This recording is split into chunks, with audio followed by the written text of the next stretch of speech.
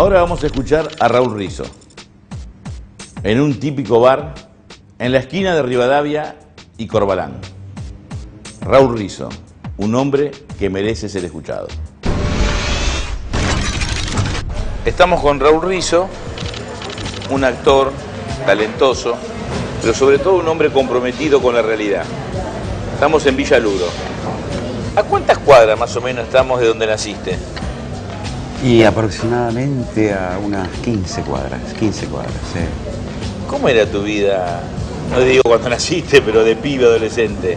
Y de pibe era la vida de un chico que se crió en un barrio que yo, por ejemplo, la calle donde yo vivía era de tierra todavía. El asfalto vino mucho después, eso nos permitía jugar al fútbol y hacer miles de juegos en la calle. Estábamos mi casa quedaba a 1,5 cuadras del Hospital de Santoyani y el hospital estaba enmarcado, sigue así, por 2 plazas, las plazas Santoyani. Y ese también era el lugar de juegos y de encuentros. Así que fue una infancia muy en la calle, muy de vínculo con muchos amigos, con barras, había barras. ¿Qué década estamos hablando? Y eso 60. es en el 60 avanzado, claro.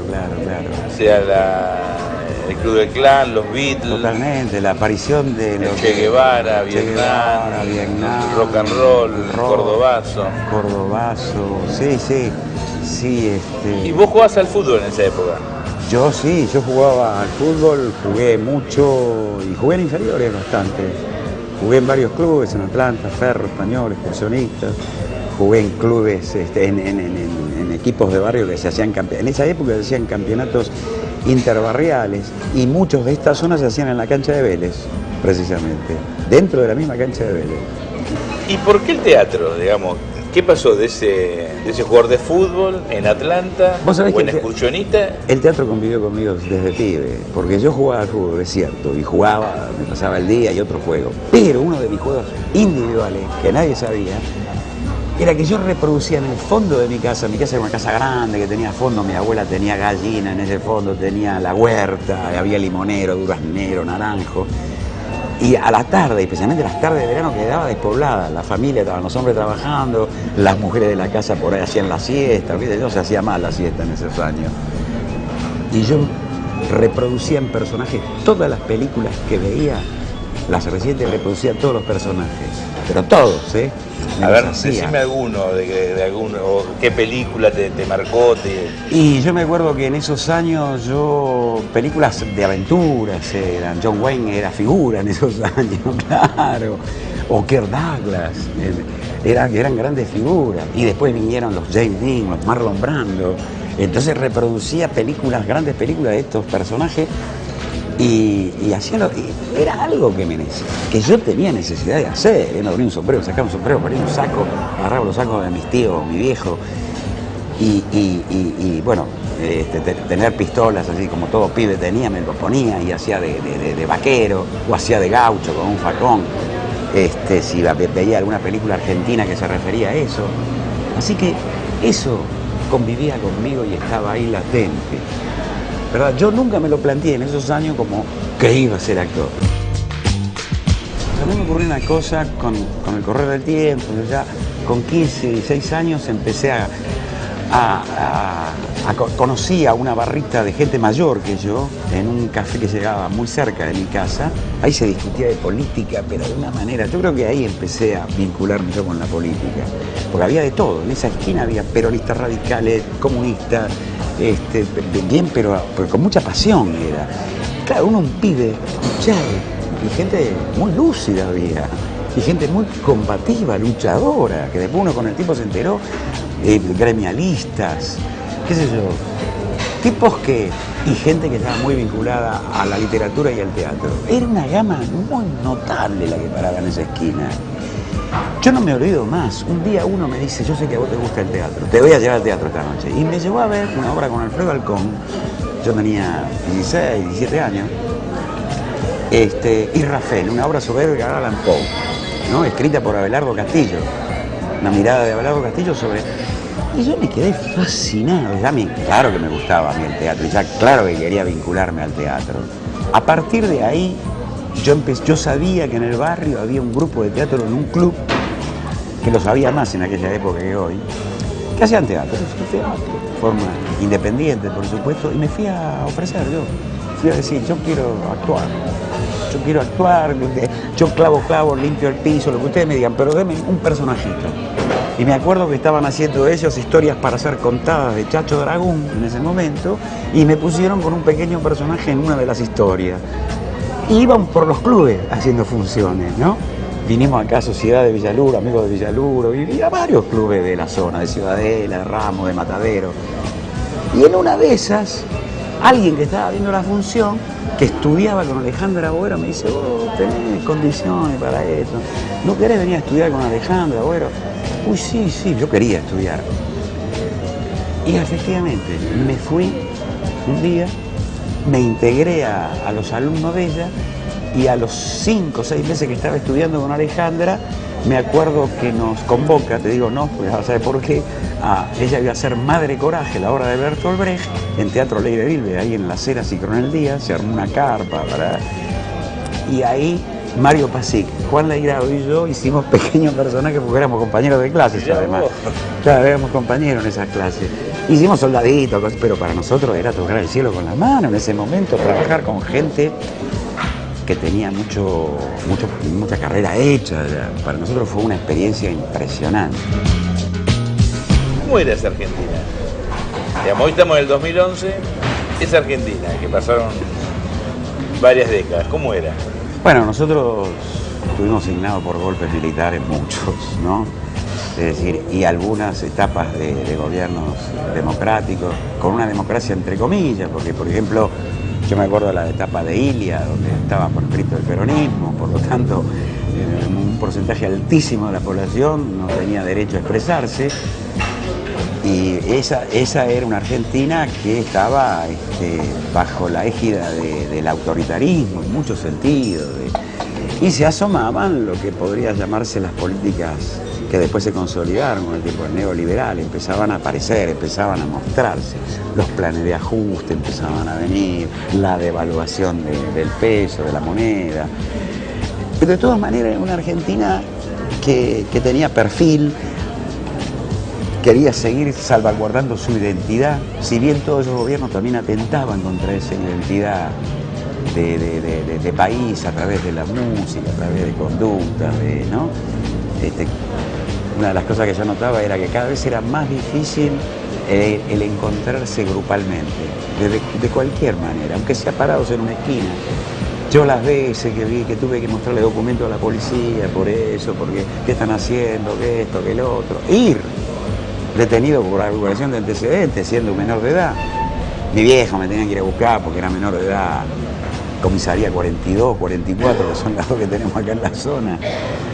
Así que, bueno, empezaba a asomarse lo que después se consolidó, lamentablemente.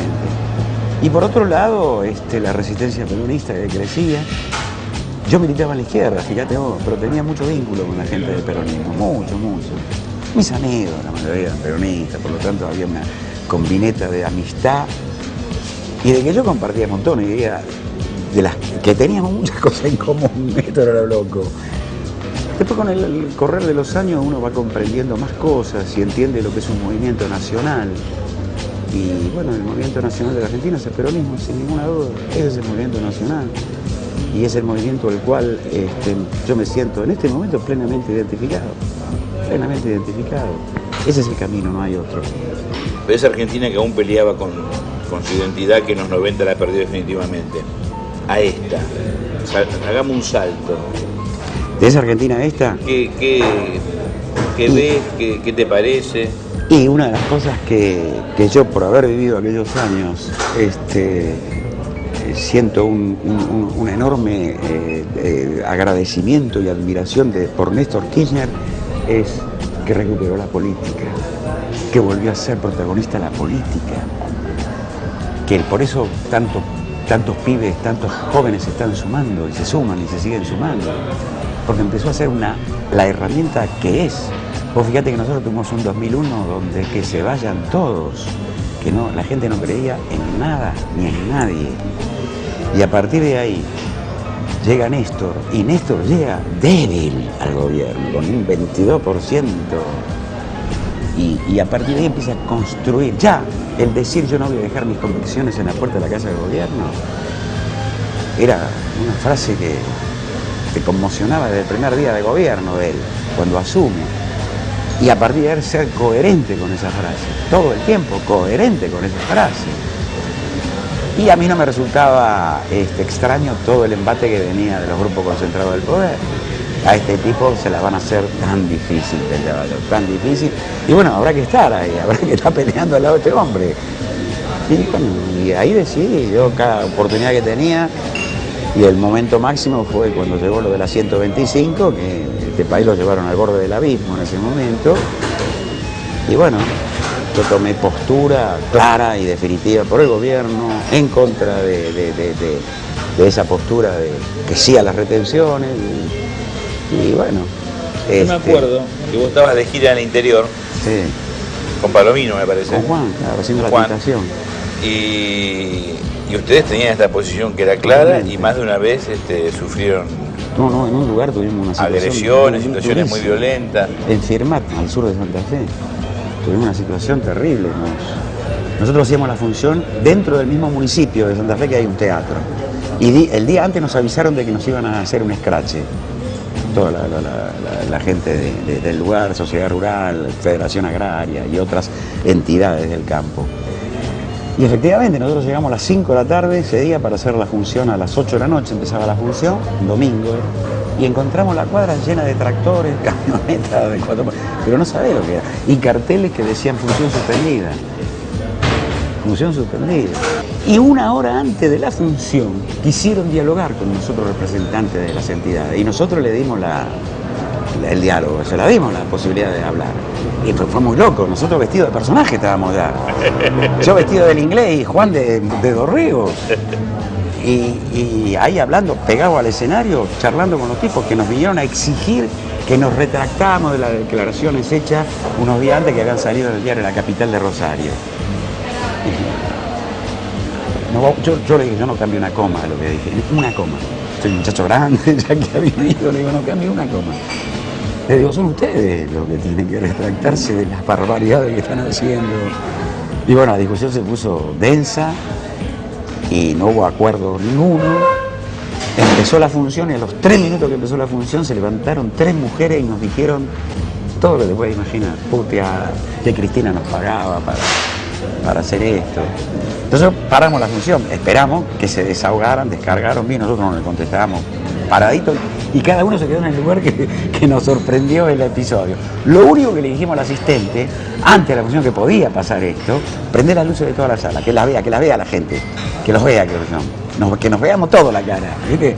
¿Y cuánta gente había? Y había gente, pero no estaba lleno porque la asustaron a la gente. Había como un teatro que tenía capacidad para 300 y pico, teníamos como 250 personas. Bien. Pero lo loco de todo esto, eran todos de Firmat, obviamente. Estas 3 también, las que se levantaron y nos gritaron. Las echaron, el mismo público las echó a estas 3.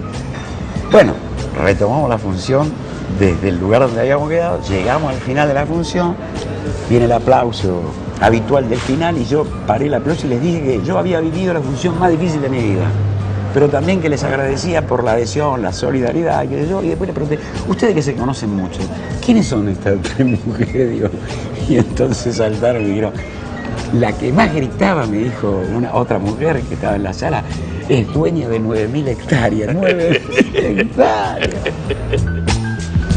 La audiencia sabe quién es Cristina Fernández de Kirchner. Los que piensan bien, los que piensan mal, los que la van a votar, los que no la van a votar. Pero supongamos, hagamos un ejercicio, no saben quién es. Definila. Primero, yo se lo dije a ella un día en un acto, en el acto donde festejamos que se había ya reglamentado la ley de servicios audiovisuales en el Teatro Argentino de La Plata. Y tuve la oportunidad de estar cerca y le dije que ella era un cuadrazo político, no un cuadro. Es un cuadrazo político. Es una estadista notable, es una mujer que cada vez que le toca hablar, su rol de presidenta no solo lo ejerce y lo ejerce en toda su magnitud, sino que además hace docencia, lo que tiene que hacer un dirigente. Hace docencia, el dirigente está para, casi te diría que se tome la verdadera dimensión de lo que para enseñar cosas, para ubicar, para abrir cabeza. Y ella no pierde oportunidad. haga la inauguración de una planta fabril, haga la inauguración de una autopista, de una escuela, en el tema que se refiere a lo que está inaugurando, hace un abanico, lo abre y eso lo expresa para que los que la escuchan por televisión, en el lugar, les abre un poco más la cabeza. Es una tarea notable y la hemos visto en los foros internacionales donde yo siento que da cátedra de política frente a los supuestos popes de los países del primer mundo, que yo creo que cada vez que toma la palabra Cristina se reacomoda en las butacas, cada vez siempre lo sorprende con algo. Porque ellos ya se esperan en el concepto general. Lo que no esperan es cómo particulariza ella, de qué manera hay que llevar adelante cosas. ¿Qué significa el comercio en las mejores condiciones democráticas de derecho y de justicia de todos los países de la órbita? Y no que impongan lo que hay que hacer los 7 grandes, ¿verdad? Y les da datos que son irrebatibles. La conducción, el coraje político de esta mujer, el coraje. Ella no venía de una buena situación. Su gobierno estuvo plagado de situaciones dificilísimas. La 125 fue tremenda. Después vino la elección del 28 de junio del 2009, donde no fue una buena elección. Y sin embargo fue una locomotora. Perdimos por poquito, dijo Por poquito, está bien. pero perdimos. Entonces, y fue una locomotora a partir de ahí esta mujer. No paró, los pasó por encima, los enredó a la oposición, se enredaron en su mediocridad. Tuvo la visión política de saber que lo que los rodeaba eran mediocres, obsecuentes y alcahuetes como son, arrastrados como son, traidores como son, básicamente traidores. Uno es traidor a su padre, el otro es traidor a la ideología, así. Y los otros son, digamos, continuistas del menemismo de los 90. De eso está plagado la oposición. Y esta mujer vio todo eso y avanzó con un proyecto nacional y popular de una manera. Una presidenta de lujo, es de lujo. Te agradezco. Toma, por favor. Un gusto, Raúl.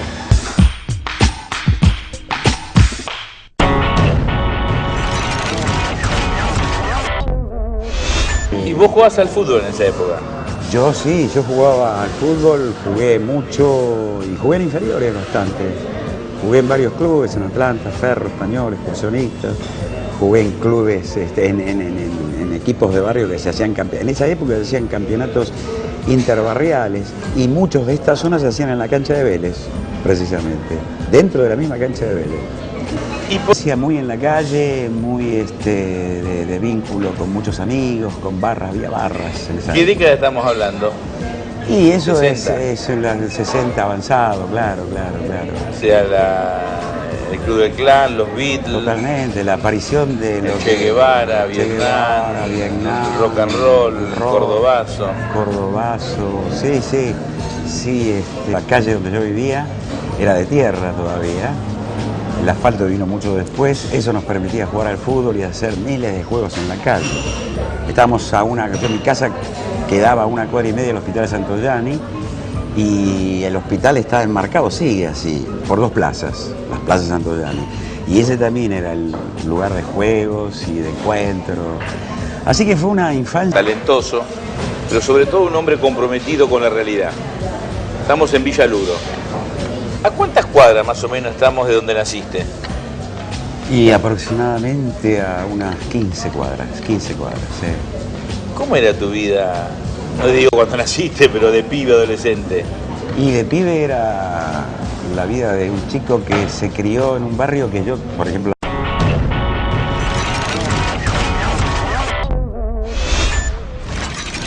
Ahora vamos a escuchar a Raúl Rizzo, en un típico bar en la esquina de Rivadavia y Corbalán. Raúl Rizzo, un hombre que merece ser escuchado. Estamos con Raúl Rizzo, un actor